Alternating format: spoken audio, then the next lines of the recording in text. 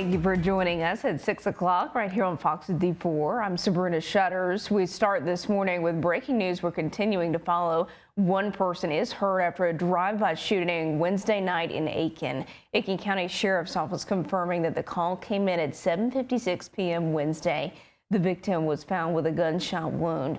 The drive-by shooting happened on Westmont Drive, that's near Trolley Line Road in the USC Aiken campus. We'll continue to follow the story as it develops. Students in Aiken, Columbia, and now Richmond County are all now back in the classroom. But the big concern is, how are they coping after such an impactful event like Hurricane Helene? Fox D4's Nancy Edwards checked in with the Richmond County school system to see what steps are in place to help students and teachers navigate through this time. And meteorologist Alex Carter is here with us now to show us this chilly forecast. Alex, this morning I had the heat cranked on high. Yeah, can we send this back to the north and west? Yeah, what's going on? Yeah, that's right. So this is huge dip in the jet stream. Sabrina, we get these this time of year. It's not uncommon whatsoever. It's just kind of a shock to the system considering we were in the 80s to kick off this week. It's literally a roller coaster. We got to wear sweatshirts and then layers. What's going on? Yeah, and then before you know it, next week you could be able to lay out by the pool in 80-degree weather. That's insane. Okay. That's the beauty of the two-state in the fall, right? CSRA weather, nothing new. That's right. New this morning, the Allendale County School District Superintendent announcing schools will return to normal operations today.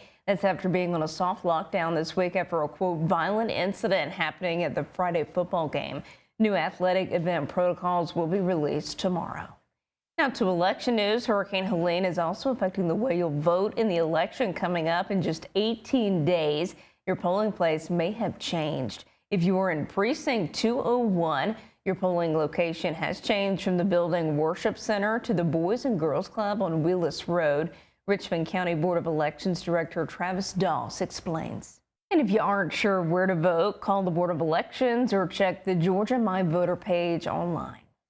A judge in Georgia has ruled that new election rules for the battleground state are unconstitutional. The controversial new rules include two that would require county election officials to conduct a reasonable inquiry into election results before certifying them, and would allow election officials to examine all election-related documentation created during the conduct of elections before certifying results.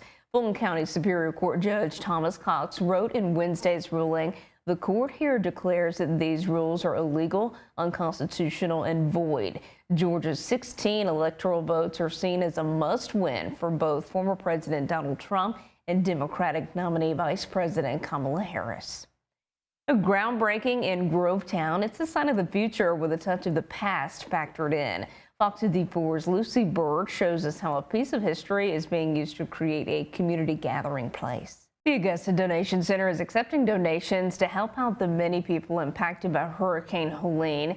The center is located on Windsor Spring Road in Augusta and is open from 9 a.m. to 6 p.m. They said the immediate needs they are looking for are blankets, first aid kits, personal hygiene items, and baby supplies. Any contribution will go directly to helping families rebuild and recover. Augusta Mayor Garnett Johnson reminding folks about an important way they can get help with certain things within the city. Augusta 311 is available to help.